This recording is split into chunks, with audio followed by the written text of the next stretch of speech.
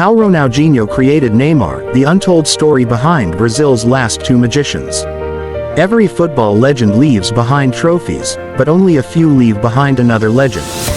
Before Neymar became Brazil's prince, before he became one of the most entertaining footballers on earth, he was just a little boy sitting in front of a television, completely mesmerized by one man. That man wasn't just winning matches. He was changing the way football looked forever. His name was Ronaldinho. This isn't just the story of Ronaldinho.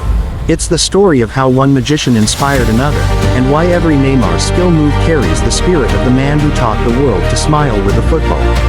In the early 2000s, football was evolving. Teams became faster, stronger and more tactical. Managers demanded discipline, structure and efficiency. The beautiful game was becoming more about results than imagination.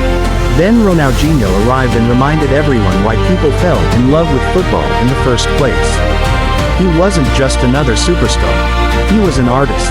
Every touch of the ball felt unpredictable. Every match became a performance. Defenders knew he was going to embarrass them, yet they still couldn't stop him. One second he would be smiling, the next he would deliver a no-look pass that nobody in the stadium expected. Fans weren't just celebrating goals anymore. They were standing up in disbelief at things they had never seen before. Children all over the world rushed outside after every Barcelona match, trying to copy his tricks. Some failed, some gave up, but one little boy in Santos, Brazil refused to stop trying. His name was Neymar Jr. Long before the expensive transfers, the Champions League nights and the World Cup appearances, Neymar was simply a football-loving kid who couldn't take his eyes off Ronaldinho. Whenever Ronaldinho played, Neymar watched carefully. He wasn't studying how to score goals. He was studying how to make football fun. Every elastico, every step over, every impossible flick became another lesson. He practiced for hours, dreaming that one day he could entertain crowds the same way his hero did. Years later, Neymar openly admitted that Ronaldinho was one of his greatest inspirations growing up. It wasn't just because Ronaldinho was successful. It was because Ronaldinho played without fear. He played with freedom. As Neymar grew older, the similarities became impossible to ignore. Both loved dribbling defenders instead of taking the easy option. Both smiled while playing. Both believed football should make people happy.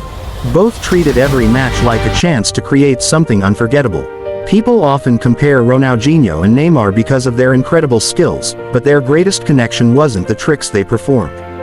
It was the philosophy they shared. Ronaldinho believed football should never lose its joy. Neymar inherited that belief. Even when critics accused Neymar of doing too many skills or showing off, he continued expressing himself with the ball.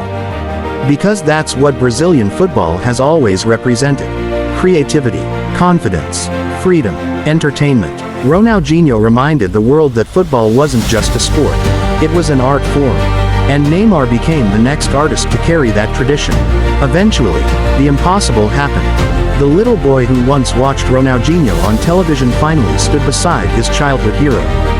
Not as a fan, not asking for an autograph, but as another Brazilian star. For Ronaldinho, there was never jealousy. Instead, there was pride. He saw the future of Brazilian football standing beside him. One generation quietly passed its magic to the next. Moments like that don't happen often in football. They remind us that greatness isn't measured only by trophies or goals.